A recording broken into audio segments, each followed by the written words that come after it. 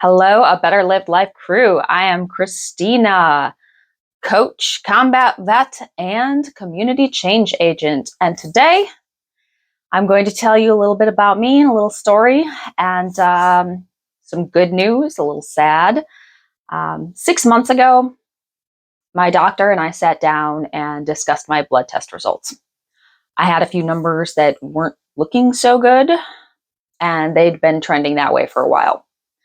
My LDL, the bad cholesterol, my numbers were high, and my HDL, the good cholesterol, my numbers were low. There were a few other numbers that were off as well.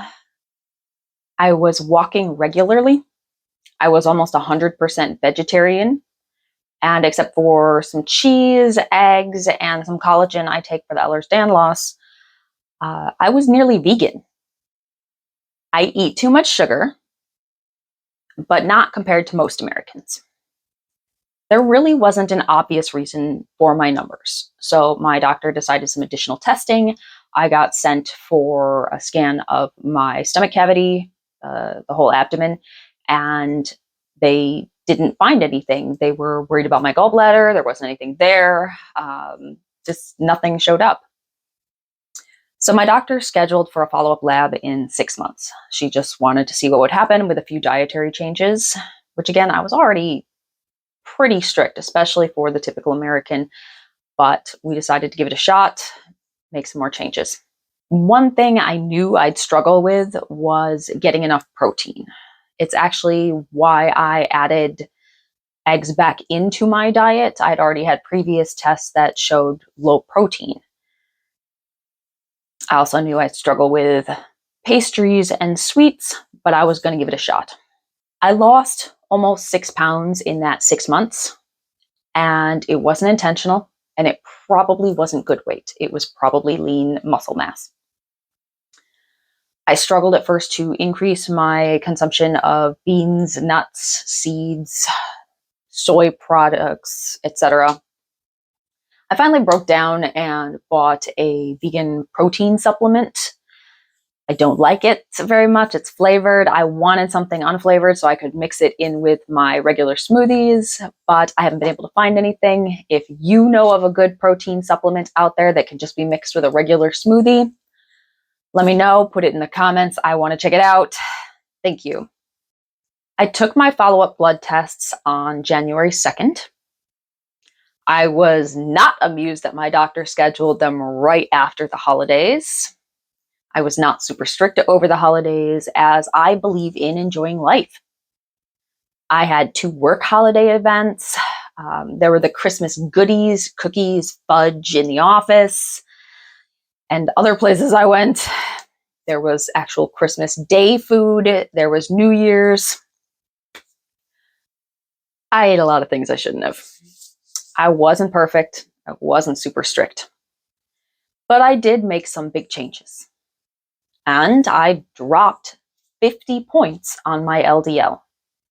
My HDL also went up a few points. So at least it's higher than my LDL now. So what did I do? I'll walk you through a few things I did, see if there's anything that interests you, anything that stands out to you, anything you think would benefit you and your lifestyle. So first, like I said, I cut the consumption of cheese way back. My goal now is less than 1 serving a week. That's been hard, but I'm doing it. I cut egg-based products almost completely. Like, I might still eat a little bit if they're in some other food, but I try to keep the amount as small as possible. I went back to batch cooking my soups, my bean soups, and making them very hearty, very healthy, and making them in big batches, and that's a huge part of what I eat. Put more nuts and seeds in my oatmeal, or I would have them as like a side thing on a plate full of food for breakfast. I cut back on how much coconut milk I was putting into my golden milk because it's very high in saturated fat. If you're not familiar, the canned coconut milk, like the real coconut milk, not the coconut milk substitute, It's very high in saturated fat. And if you make your dishes or anything like that with almond or soy milk, but it's something you're going to drink, you're going to very much experience the texture of, adding a small amount of almond milk can make the texture and the sweetness a little closer to conventional milk. I cut back on how frequently I used butter when I cooked vegetables on the stove. I now use more avocado oil and olive oil. Very common one you hear a lot.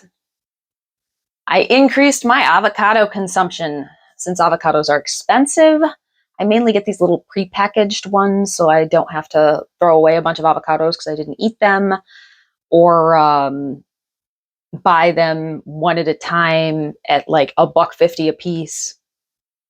The prices of avocados are insane. Those little single serving ones, that's what I use. I haven't bought a carton of ice cream in probably the entire 6 months, but it's been cold, so that's been easy. We'll see if I can do that when it gets warmer. Trying to increase my tempeh and tofu consumption.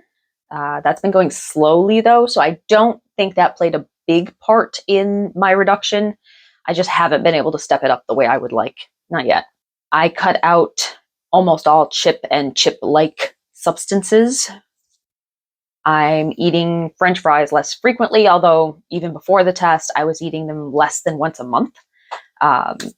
The extremely high increase in the cost of fast foods could definitely be labeled as responsible for that one.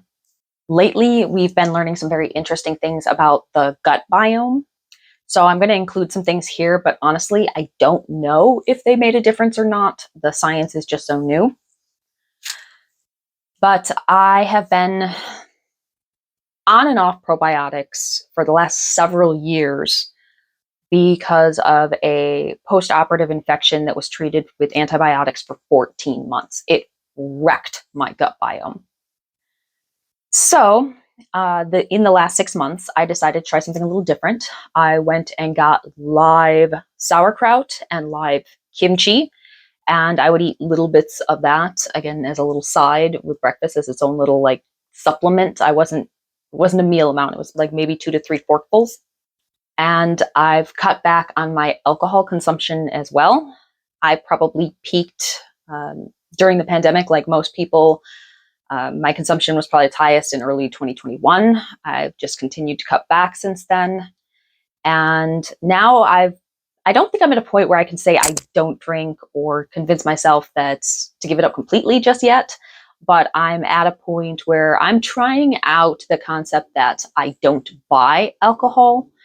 This way, I'm not spending my money. I don't bring it into the house. However, it still leaves me open if I am accepting a bottle of wine for Christmas, let's say, or I'm going out with friends or going to somebody's house.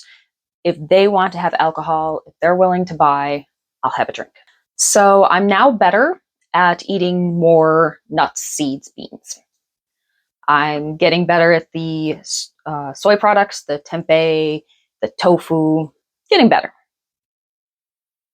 I have very slightly increased my avocado consumption. I have also tried sardines. They haven't quite made it into my diet as even a slightly regular thing, but it's something I'm considering. I have definitely cut back on the cheese and the eggs and a bit on the pastries and some of the other junk food. If you need to change, hopefully something on this list seems like something you could do. Hopefully something here seems easy enough that you could incorporate it into your life. If nothing else, learn to cook a bean soup that you like. It's so good for you, and it really does make you feel good on winter days. And it is a comfort food once you find one that you like. In my case, if it proves anything, it's that you don't have to be perfect, and it is possible. You can do this.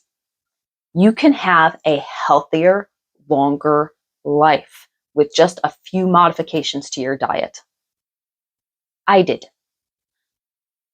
I freely admit it was not fun, but it was doable. You can do it too. I don't want to be on cholesterol meds. And apparently I don't need to be if I can maintain this diet. I don't want my arteries hardening.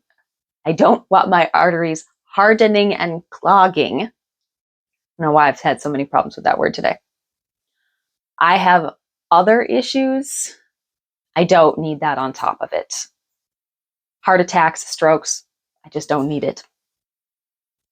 The science of nutrition can be very confusing. It can be overwhelming. Don't give up. Try something else. Life's one big experiment. Run it that way. If it works, keep it. If you haven't already, please like and subscribe down below. And hopefully the algorithm shares this with somebody who needs it. Now, go forth and do great things.